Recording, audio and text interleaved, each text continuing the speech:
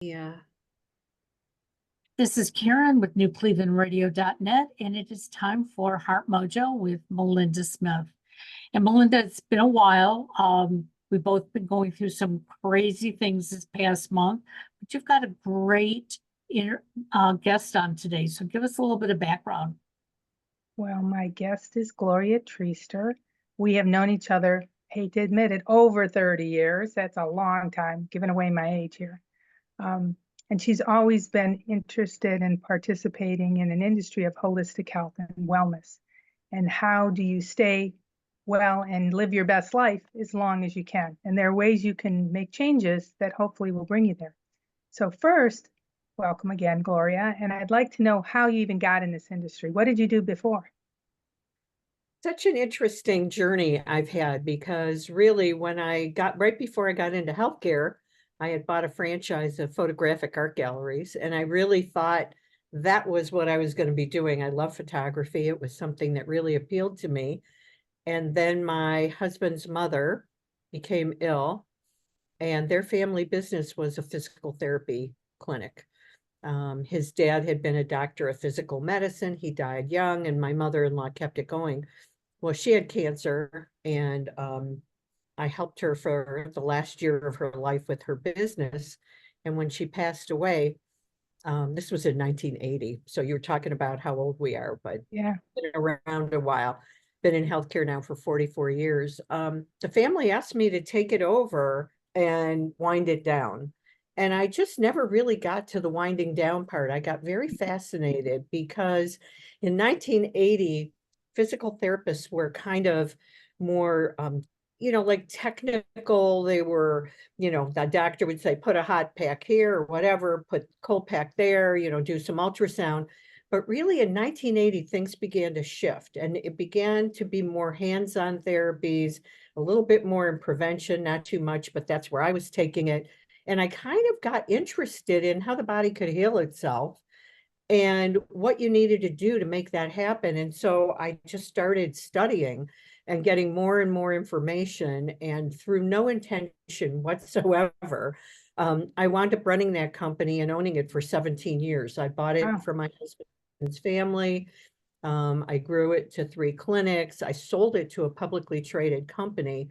And all the while that I was doing all of this, I kept thinking, in our healthcare system, why do we need to be broken and then try to fix it? It seemed like no one was talking about prevention. And so when I was doing my marketing to physicians, which I did on a daily basis, I started saying, hey, what do you think about preventive medicine? What do you think about holistic medicine?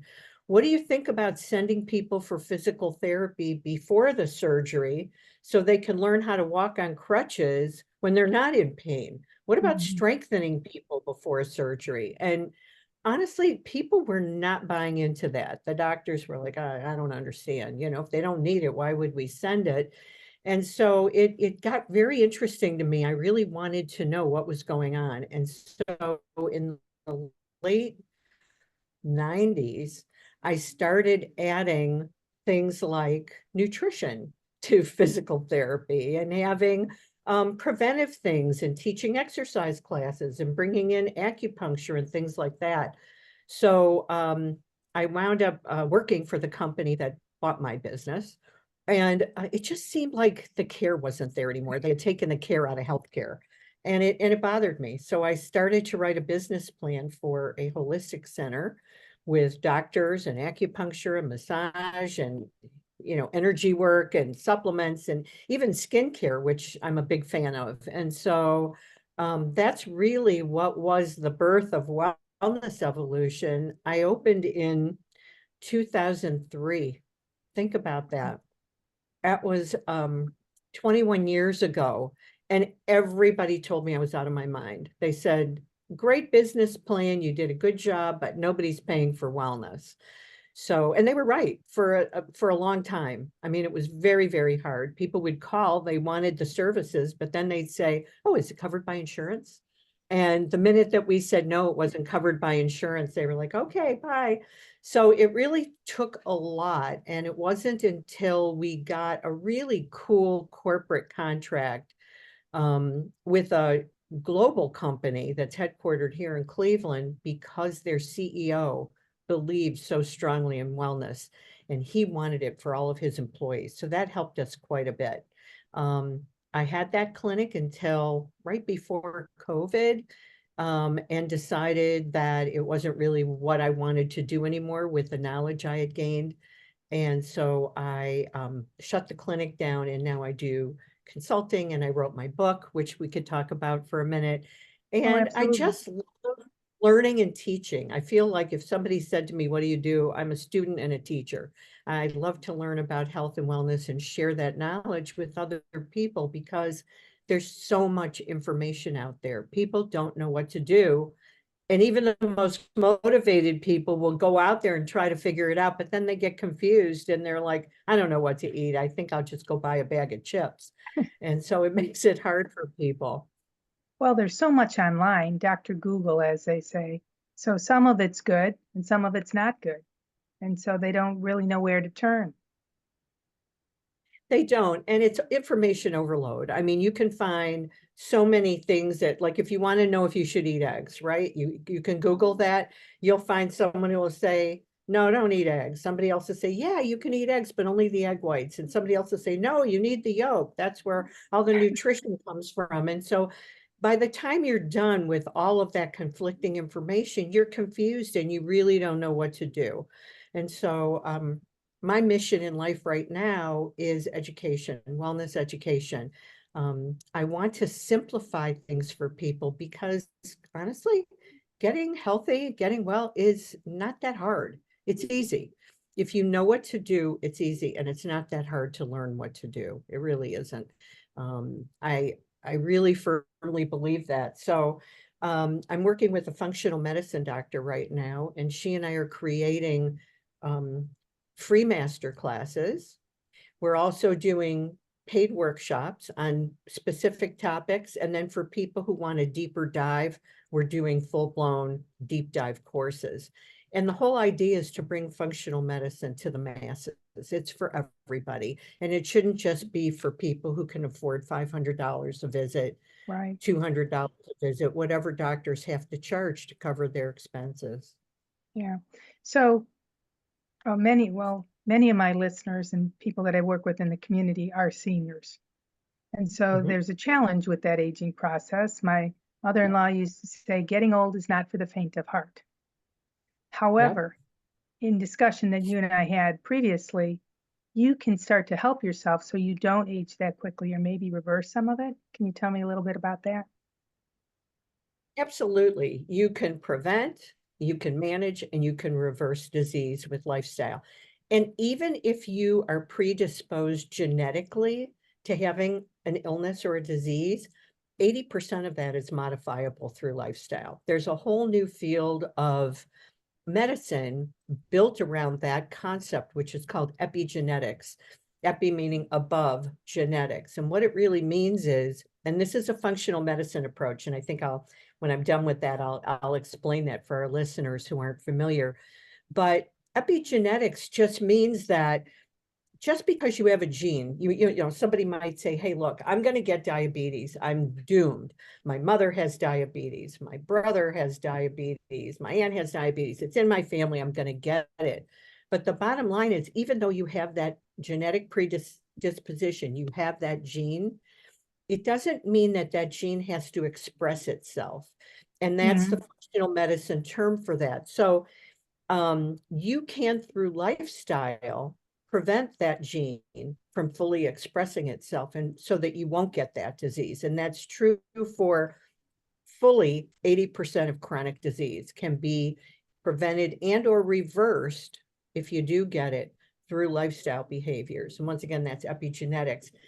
And if you don't mind, I'd like to kind of explain for our listeners that aren't familiar with the term functional medicine, what that really means, because it's something that you really want to know, and it's very empowering to know this. And I feel like we've given up our power. You know, you go into the doctor so often in our clinic, people would come in and, you know, I'd say to them, well, what medications are you on? And they'd name a medication. I'd say, well, what's that for? I don't know. They don't know. What are the side effects? I don't know. Well, then why are you taking it? Because my doctor told me to take it. Mhm. And nothing against doctors, but they just don't have the time to sit there and explain to everybody exactly what it is that each drug is for and what it could potentially do to them. And they don't want to deal with all those questions because in 10 minutes, 15 minutes, they have to move on to the next person. So they really don't have the luxury of time. If you're going to see a functional medicine doctor, the difference would be this. Let's say you can't sleep. So you go to the doctor and you say, hey, doc, I can't sleep. I don't know what's going on. I just can't go to sleep. My mind's racing. I am just a mess. The doctor will probably pull out the prescription pad and write you a script and say, here you go. Here's a sleeping pill. If this doesn't work, come back in a month and we'll put you on a different one until we find one that works for you. And then they're on to the next thing. Next, and then they want to know, what do you want to know next? If you go to a functional medicine doctor and you say, doc, I can't sleep, they're going to want to know about your whole life. Mhm. Depressed? How's your love life? What's going on? How do you have financial issues? When you were a child, did you get a lot of ear infections? Were you on antibiotics? What kind of medications? And the difference is this: an allopathic approach, which is what a conventional medical doctor is. They treat. Allopathic means treating with drugs and surgery. And that's really all they have to give you. Maybe a referral to physical therapy, referral to a psychologist. But other than that, that's really all they have for you. So it's more of a top-down approach. It's like you have a symptom. Oh, let me give you something to squash the symptom. In functional medicine, it's more of a root cause approach. They want to know, where is that coming from? Why do you have that problem? And how do we address it at the root cause? How do we figure out exactly what's going on with you? And that's where they work from there. So it's a different mindset. It's a different approach. And it's something that I think we need to empower your listeners to understand, that they need to start asking questions. Why are you putting me on that? What will it do for me? Is it really going to solve the problem? Do you think that my sleeping problem is because of my lifestyle? What do you think it's from? What am I doing wrong that I can't sleep? And really start challenging that so that you're in control. Mhm. Well, there's a lot of what's up. interaction too with drugs. So they put you on one drug for this symptom, now you have a symptom. So from the drug, so there's another drug for the first drug, and so on. So true. Actually, there's something in my book I'll show you since you Oh, brought that. show us the cover of the book real Cool. quick. So It's this is called Wellness Wellness 101. 101, Simple Steps to Good Health. And what I've done in here is written 1 to 3 page articles about each topic. So I'll show you one and then I'll get to the reason I brought it up. But let's say you wanted to know about fiber. And actually, fiber is really more important than people realize. In Mhm. my book, this page right here talks to you about what is fiber. I even have a drawing of what fiber is. On the bottom, in these green boxes, which appear throughout the book, there's a little activity for you to do to drive home the point of that page. So this one says, circle the fiber benefits that you believe would be most beneficial to your current health status. And it has all the benefits of fiber. So you're learning while you're doing that. The Mhm. next page has beautiful pictures and a list of where you can get fiber from your diet. Right here, this is all you need to know about fiber. And it's written very simple English. If I use a term that people wouldn't normally understand, I define it. Otherwise, I don't use big words, because a lot of times when doctors write books, there's stuff in there that you can't really decipher or use for your Mhm. own benefit. But what I wanted to show you is this really cool chart. You mentioned about drugs. This Right. is 2 pages. I got permission to reprint this from a lab. And this is names the drugs and what nutrient deficiencies the drugs cause and what potential health problems can happen to you as a result of taking that drug. Because a lot of drugs block absorption. And you Mhm. mentioned some of your listeners are older. The older you get, the harder it is for your body to absorb nutrients. So that's when you have to start thinking about am I getting enough omega-3s? Because that's good for your brain. None of us wants Alzheimer's. It's good for your skin. We don't want to look old. And it's good for your heart. It's good for so many things. And yet, when we get older, we need more of certain things, or we don't absorb things. And if you're taking these drugs, some of them keep your body not only from absorbing them, but also it passes through your body quicker so that your body can't utilize that nutrient. And so we have to be mindful about what are we putting in our bodies. There's so many things, and medications are one of them, and there's a lot of toxic chemicals in them.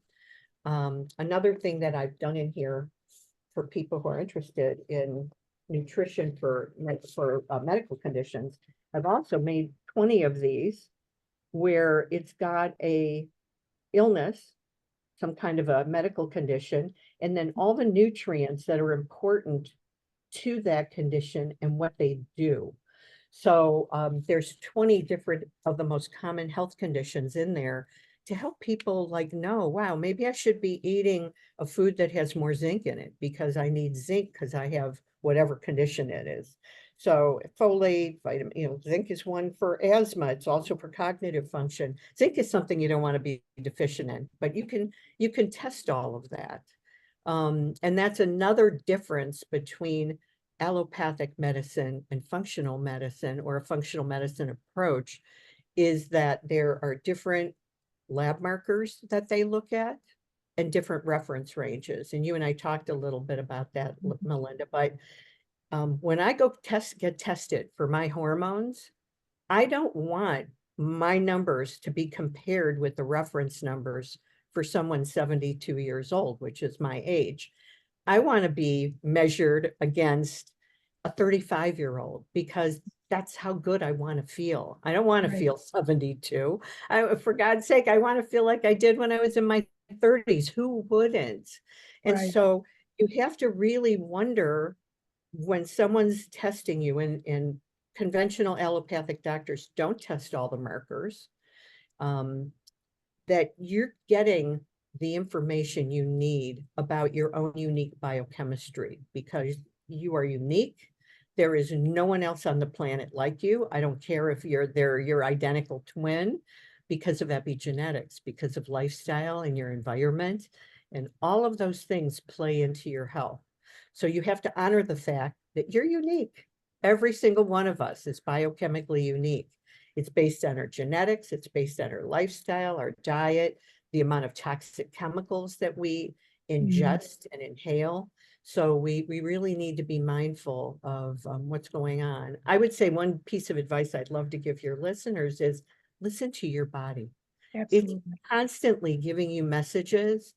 And if you don't listen, they will get louder and louder until you're sick.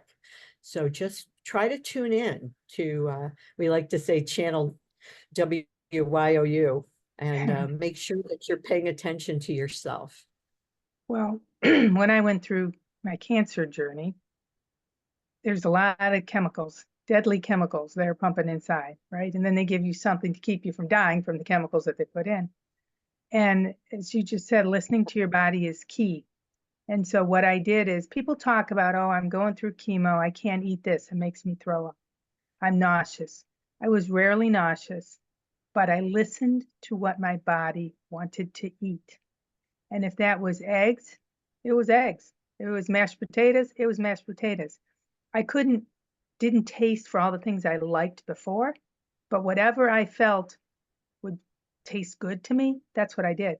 And I think that made a huge difference, because whatever nutrient was in that food is what my body needed.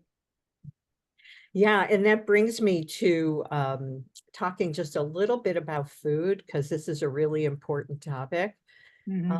And it's something that I did. It's after I wrote my book, I thought, you know what, it's got to be very current.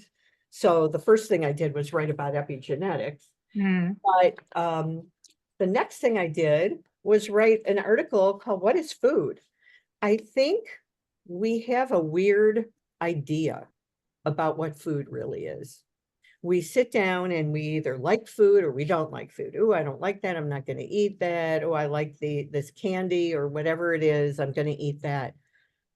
Food is not just something you either like or don't like. Food is your fuel. We talked about that, but it's also communication. When you eat food, all kinds of things, processes go on in your body, and it's communicating. It's sending this vitamin here, this nutrient here to perform all the things that this wonderful thing we call our bodies is doing at any given time. I mean, if you think about what we're doing right now, right? We're breathing, we're listening, we're seeing, we're hearing, there's blood coursing through our veins, our heart is pumping, our brain is functioning. There's so many things going on right now that your body needs good nutrition to run. And so when you put food in your mouth, you're literally sending messages that's communicating to your body saying, oh, good, now I've got this, I can perform this function. And I think if we become more inclined to look at food as fuel, like you said, food is medicine. We've talked about that. And Hippocrates said that over 2,000 years ago. I mean, seriously, did it really take us this long to figure it out? He knew that way, way back when. And depending on what you're putting in your body, if you're not eating clean organic food, you're eating poison. If you're eating processed food, you're eating poison. Sooner or later, that will build up and catch up with you. And then depending on what you're putting on your skin, are you putting lotions and potions on that have toxic chemicals in it? I mean, most skincare products have toxic chemicals, shampoo, toothpaste, all of those things. I think a good point of reference for listeners would be start reading labels. If you don't do anything else, start reading labels and get yourself a list. You can go on to Environmental Working Group. It's ewg.org. I have no connection to them, but they're a great resource. And every year they come out like with the Clean 15 and the Dirty Dozen. Have you heard of that? Yeah. So those are the foods, the Clean 15 are the foods that you can eat, not necessarily organic, because for some people, organic might be too expensive or not as accessible. A lot of grocery stores don't have it. And there are some people who live in areas where there is no grocery store. Right. And so, can you share, those off the top of your head? I bet you do. oh, I sure can. Or it's in your book. It's in the book, and I can show that to you. And, I did a lecture for a group of lawyers, and I asked them, how many of you know what a GMO is? Now, you would assume that lawyers are pretty smart people. They did not know what a GMO was. And for our listeners who don't, that stands for genetically modified organism. So what that means is you're eating a plant that's had its DNA messed with by science so that it won't die when it's sprayed with chemicals like pesticides and weed killer. Well, if those plants are modified to withstand that, guess what? If you eat them, you're eating weed killer and pesticides. So I don't think your body would recognize it like it would have if it wasn't modified. There's the Clean 15 and the Dirty Dozen. And I made it real simple for people to get it. There's a lot of graphics in this book because people don't like reading straight text. I've even got like pages where you can look at little exercises to do and how to get an exercise program going. These are the basics. If you read this book and you understood everything in it, which I've made really easy, that's all you need to know. You do not need to know another thing. If you want to know more, go for it. If you find a topic that you love, dig a little deeper, but you don't need to know more than this. And I've made it like for instance, we just talked about that. This is 2 pages on the ugly side of beauty. 1 page talks about what's in beauty products that can hurt you. And this page right here tells you the names of the top, I think, 10 things to look for. So if you wanted to just get this, and if your readers, if your listeners can't buy the book or don't want to buy the book and they want any of this, they can certainly email me. I love sharing this information. But if you just took this one page and went in your medicine cabinet or wherever you keep your beauty products and started to look at the labels and you saw something in there, you have a choice. You could either finish it and never buy it again or throw it away. But stop poisoning yourself, because you are the problem if you're doing that, right? You Yep. know, there's enough toxic chemicals in our environment that we can just stay away from if we can, but in your own home and what you do to yourself, I like to say control the controllable. That's within your control. You Mhm. can control what you put on yourself. A lot of people don't remember, or they don't know that your skin is the largest organ of your body. And so it absorbs things, topical things, things in the air. It's huge to make sure that you watch what you put on your body, even your laundry 100. detergent. Yeah, definitely. Even, I hate to say it, but even the fabrics that you wear. Mhm. I have an article in here about, are you sleeping on toxic sheets? Are you, is your bed toxic? Look, going that deep can make it a little bit daunting. Yep. So I think for people that aren't quite ready to go that deep, that's okay. Baby steps. Just take baby steps. Think about one thing you're going to do this week. Maybe stop buying processed foods. Maybe find a new recipe. Something as simple as that you know is healthy. Go out and buy something organic.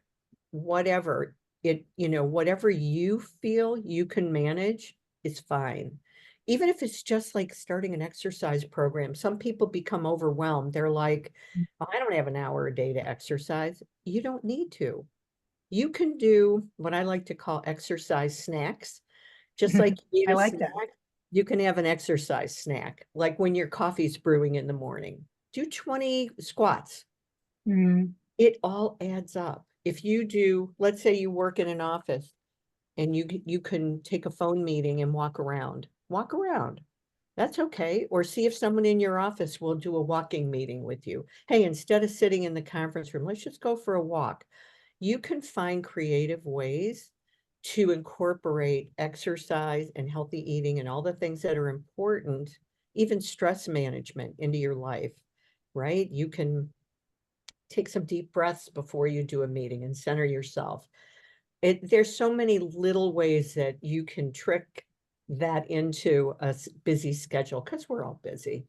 We So know. how many people would come to you and say, this is Holcomb. I've tried that. I switched my let's go food, because food is something that it's a very personal issue. Exercise, they don't mind talking about, but what you eat, you Yeah. are what you eat. But I'm sure that type of person coming to you is like, I've tried it. I can think of somebody in my life right now who I've spoken to a million times about it. I don't see any difference. It doesn't matter. What do you say? That's a good question. First I'd ask them to keep a food journal. I'd like to know how they feel after they eat. And that's a great place to start. A lot of people have food allergies or sensitivities that are causing them medical problems, and they don't know it. Like a food allergy is a little easier because you eat a peanut. If you're allergic, you have an anaphylactic shock and you wind up in the hospital, or you need an EpiPen, right? Which was in the news a couple of years ago. They were charging so much money for those. Mhm. That's something that you probably can't control.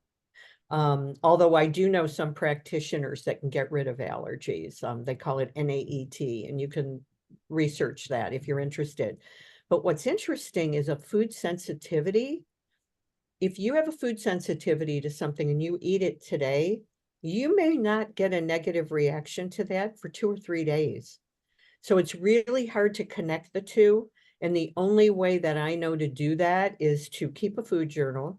Then once you figure out, maybe I do have a sensitivity to gluten, then you have to do an elimination diet. So this is free.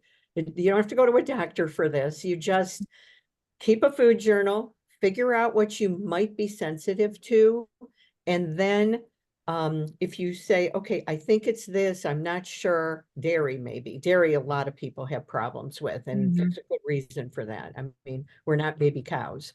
So, and we don't have 4 stomachs. So, but let's say it's dairy. So you eliminate completely. You have to eliminate it for more than 21 days to get it out of your system.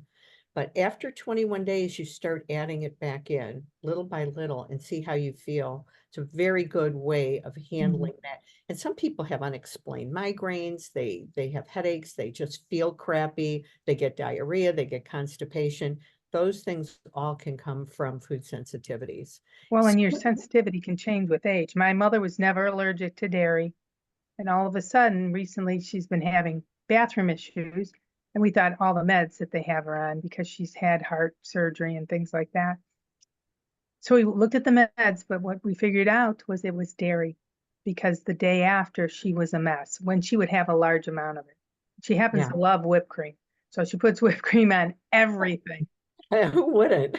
I know. So between that and her pudding, that was doing her in, and she feels a lot better now. She's not happy about it, I must say, but what are you going to do? Would you rather sit on the toilet all day? No. Oh my God. And for some people, it's brutal. And you can get rashes from it. You can do, you can get all kinds of issues from foods that you're sensitive to. I know my grandson asked me one day, he was getting little red bumps on his face. He said, "What is that?" And I said, "I don't know, but let's test you." We did do a food allergy and sensitivity test, and he was sensitive to gluten and dairy. When he doesn't eat those things, it goes away. People get eczema from food sensitivities. You can get all kinds of skin things. And you'll go to the doctor, and no offense to doctors, I don't mean to doctor bash, but the first thing they're going to do is give you some kind of topical cream to put on it, or they'll have you take some kind of an oral thing. But once again, is that getting to the root cause? No. And they're usually steroids, which Yeah, cause bigger problems in your body. yeah, So yeah, what that's do a what good do you approach. say to the doctors who for years have been telling you you need to take this cholesterol medication because even with your diet and the cholesterol medication, you're still not at what they consider a safe level, or whatever those medications are. I know I went into the doctor about 2 weeks ago and I said I wanted to stop the cholesterol medication because I had stopped it for another reason a year ago and I lost weight and I was able to maintain my weight. As soon as I went back on it, like within a week, it came back on. And I do keep a food diary. So I know what I'm eating. And his comment to me was, well, if you don't go back on it, I can't treat you anymore. Right. And that's a little scary, because now where do you go? And most of us have to go to our doctors who are in, that are accepted by the insurance. And so that may not be a functional medicine doctor. It most likely wouldn't be, Karen. And I hear you. That's a problem. I think you might want to try different things, but supplements can help with that. For people who have cholesterol issues, there are certain supplements that you can take. And then when those don't work, then I would go to the meds. Some of the meds are great. Thank goodness that we have them, but it wouldn't be my first line of defense. I would first would do diet, see what works, what doesn't work, and then see if there's anything supplemental wise, like for blood sugar. Everybody's like on Ozempic right now, and for weight loss too. And I've just been listening to, I listened to a webinar right before we got on this podcast. I love to learn things new every day. And one of the new things that they're talking about is, Ozempic and Wegovy, the reason that they work for weight loss is they stimulate something called GLP-1 in your body. It's glucagon-like peptide 1, but there are natural agonists, so something that kind of makes your body make more of that GLP-1 that are natural. And so you don't have to have the expensive prescription. You don't have the problem of weaning yourself off of it someday because it's hard to get off. And it's not a drug that's going to give you a side effect. So for instance, there's a probiotic that I'm trying for myself right now. So I'll let you guys know how it works. But it's called Akkermansia, and I had never even heard of it before. It's something relatively new. There's a company called Pendulum that makes GLP-1 agonist supplements, And so it's at least something for people to try, and it will help with blood sugar regulation. The other thing that's great for blood sugar regulation is something called Garcinia cambogia. So Mhm. there are different supplements. Berberine is also another good one for managing blood sugar and weight. Not everything works for everybody. Like we talked about earlier, everybody's biochemically unique. So you do have to sometimes try a few things before you hit on the right one. But for your cholesterol, I think we need to look at that. And the other thing about cholesterol, oh my God, I could go on forever. I hope I'm not driving you You're crazy. fine. But the other thing about cholesterol is, remember earlier we talked about blood tests, and I have a whole chapter in my book explaining blood testing. The typical cholesterol tests don't really have a lot of value. They don't tell you, for instance, if you're going to have a heart attack next year. They don't give you that kind of information. What you want to know, which is not a typical test, is what is the particle size of the cholesterol that carries the cholesterol in your body. You want nice, big, juicy cholesterol particles, because the little ones are the ones that gum up your arteries. They stick together and they, jam up your arteries, and that's when you can have a heart attack or a stroke. It's very important to know those things too, and to make sure that because that's so much more important. And when you talk to your doctor, Karen, did they go over with you the HDL LDL Yeah, ratio? Did they? So they did. So you were still high, yeah. right? The ratio wasn't okay. Because sometimes you do. I'm genetically predisposed to having high LDL cholesterol. So there are certain things that I do for myself to manage that. And I think I'll always be high. I think if depending on the lab you go to, you can look at, have you always been high? Because maybe that's your normal. Well, I always have been, and that's what I keep saying to them. I was the same level before I started the medication, and it hasn't changed. And yet my diet has gotten better. So, yeah. You're predisposed. No, I think Yeah. it's important for people to pay attention to their blood work, even if they're not at a functional medicine doctor. I shared with Gloria before, I've kept track of my blood work. Thank God for the Cleveland Clinic's my chart, because that's what I did. But I could see the fluctuations, and I would ask questions. Maybe some people just don't have it in them to do that, but Gloria's known me a long time, and I worked in medical skincare, and that's what I did all the time. Questions. Why did this happen? I'd go over their whole lifestyle related to that. But if you pay attention and see where you're going, is it higher? Is it lower? What's happened? Has something else happened in my life? I think that you're better able to be an advocate for yourself, Yeah. And even I with think the regular doctor. with your regular doctor. I know my mother, who's now passed away, but she was on blood pressure medication. And she told me one day that she was going to see her doctor he was going to put her on another blood pressure medication. I said, what do you mean another one? How many are you on? And she said, well, I'm on 4. I said, you're on 4 for one condition and they're going to put you on one more? And she said, yes. I said, well, can I come with you? I want to talk to your doctor.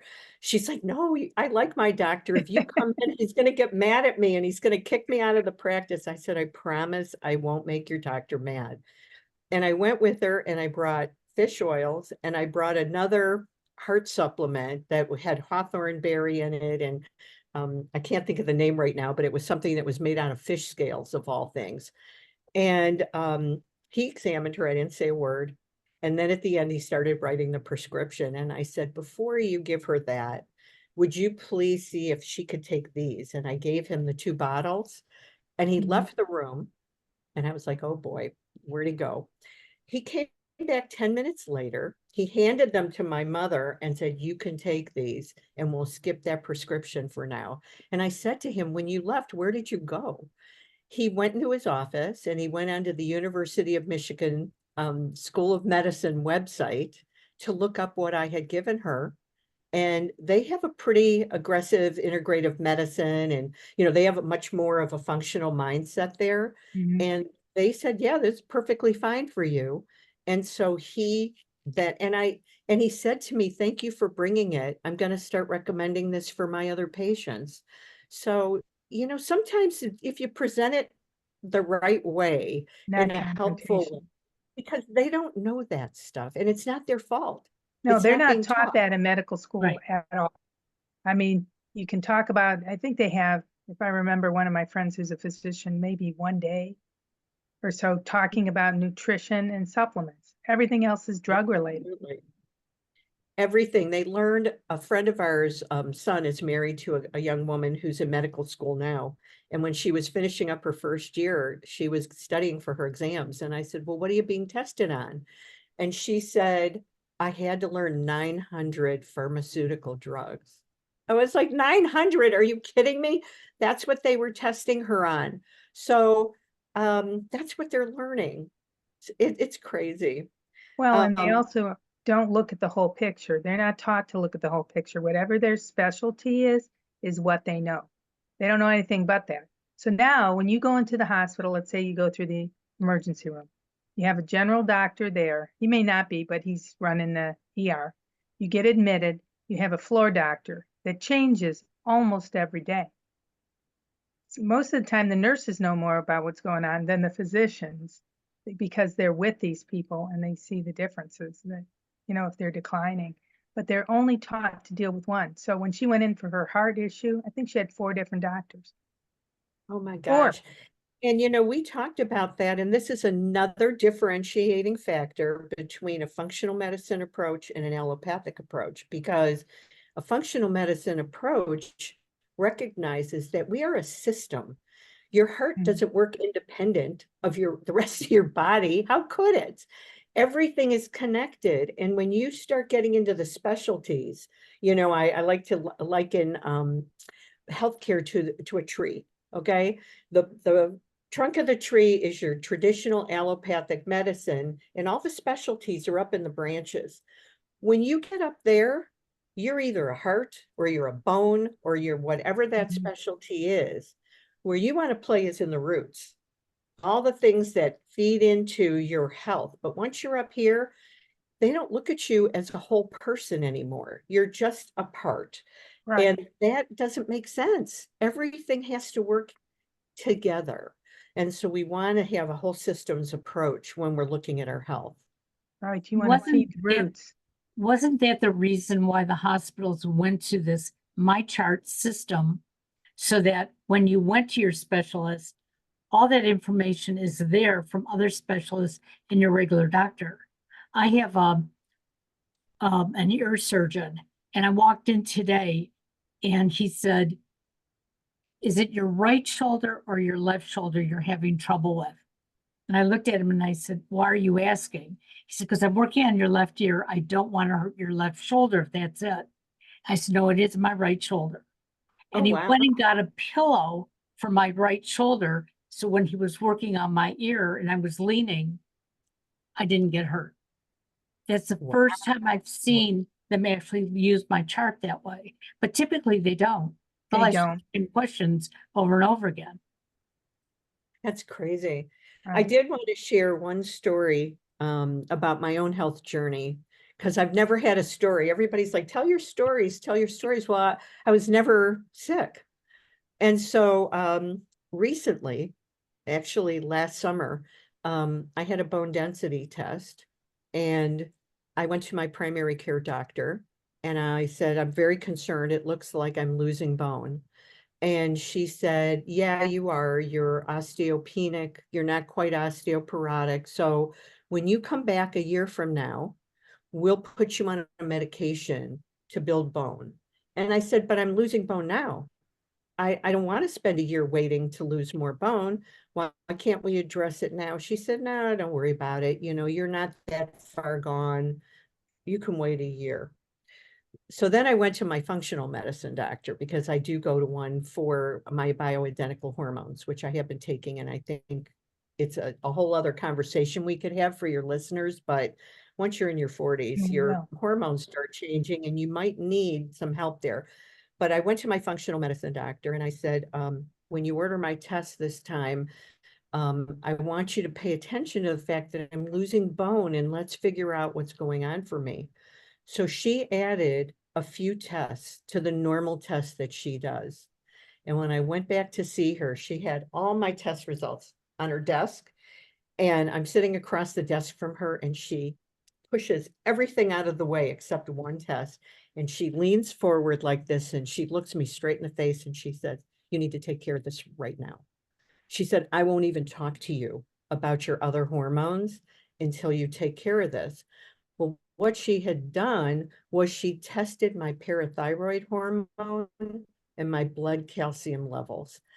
I've been in healthcare for 44 years. I never heard of a parathyroid. No one ever brought it up. I honestly did not know what it was. You have 4 parathyroid glands. They have nothing to do with your thyroid. They're completely independent. They just happen to be in the same area. And there's 4 of them. And if one or more of them goes rogue, starts acting up or not doing its job, what happens is it thinks that you don't have enough calcium because your parathyroids regulate how calcium is used in your body. They think you don't have enough calcium, and so it starts pulling calcium out of your bones and putting it into your blood. I never knew that. It freaked me out. I got tested. Sure enough, I had one bad parathyroid gland. I had it removed. In the operating room, they retested me to make sure that I didn't have another bad one. My parathyroid hormone and my blood calcium levels were normal within 20 minutes. They were off the chart before that. It's just a word of caution. Just because your doctor says something, I didn't feel right about it. I was like, wait a minute, I need my bones. I don't want to start shrinking. I don't want my bones to break. I don't want to fall and have my bones start shattering. It was really important to me. And I couldn't believe that my primary care doctor was saying, just wait a year. What was the point of waiting a year? And I do So it's worse. And then they weight have to bearing exercise. And interestingly too, I had too much vitamin D, which you would think wouldn't be the case, but I was told to take more vitamin D because I had this bone loss. Well, for people who are taking vitamin D3, I just want to tell you that you should take it in conjunction with vitamin K2. And the reason for that is vitamin D helps your body absorb calcium. K2 tells it where to go. So K2 puts it in your bones and not in your arteries. And that's something that's more of a recent development. But if you are taking D3, please add K2, and it should be the MK7 type of K2. And you'll see that it's not that complicated. That's just a typical thing. But that story freaked me out. I never had a story. Well, now you do. And I do, and it's a good one because it had a good ending, because Right. I went the extra mile. And that's what I want to encourage your listeners to do. If something doesn't feel right, go for it, pursue it, do your research, call somebody like me or a health coach or someone who can at least set you on a path where you can figure things out and take back your power. When I do my Wellness 101 talks, the first thing I ask people is, how many of you have a spare body that you're going to use when you trash this one? How many of you have one laying around? Because if you don't, then you need to start paying attention to what you're doing to this one so that it lasts you a long time. You could live healthy to be 100, or you could be in a nursing home at 70, 75, 80 and having people change your diaper. It's a choice. Yes, It's it your is. choice. So do you think, because our time has just blown by, we have to have you back on. We really, really do. So for somebody who's listening saying, is it too late for me? Like I've already got this wrong, that wrong. Is it too late? It's never too late. You can benefit from a healthy lifestyle at any age. You can benefit from the smallest amounts to the biggest amounts. Do what feels good for you. And once you start seeing that you're feeling a little bit better, maybe you cut out processed foods this week. Maybe you incorporated a little bit of exercise. Before you know it, you're going to want that. It's Right. not going to be a chore anymore. It's a little hard to get started. I'm not going to make it seem like it's all rosy, but a little baby steps. And one of the things that I gave you for our listeners was a link to a 30-day health recharge. It's real simple. It's one little baby step a day for people to try. And at the end of each week, what I want you to do is go over the 7 things you did that week and just pick one that you're going to carry with you as you go forward. and then maybe you'll like something else and you'll pick another one. But each day it's something different. It might be this day, drink more water, and it'll tell you how much to drink. One day it might be do 20 squats. Whatever it is, just do them each day. Might take you 5 minutes, but it's a great way to get going. If you feel like, wow, I don't even know where to start, I'm so confused, this will help you. Wonderful. Well, I hate to go because I'm very interested in everything you had to say, but we must go. Thank you. So we I will love definitely have you back. We'll figure out, Thank when you. we can do that, when it fits your schedule. But I really, really appreciate you being here today. And I hope that anybody listening will just take a baby step. Just one little baby step. Baby step. I love that. I love that. And if you don't know where to start, I hate to keep plugging it, but it's really a That's good book. okay. And the So- founder of the Institute for Functional Medicine gave me a phenomenal review. You can read it on Amazon. It's amazing, along with some others. So in the notes for the show, sorry, we will have some of that information so people can reach out to you. All right. Well, thank you very, very much for having me. I'm so appreciative. I look for any opportunity to talk about wellness. My life's purpose is to help. I'm here for you and your listeners. Thank you. Thank you. Thank you We so much. appreciate it. Have a great day, everybody. Have a great day. Bye. Thank you.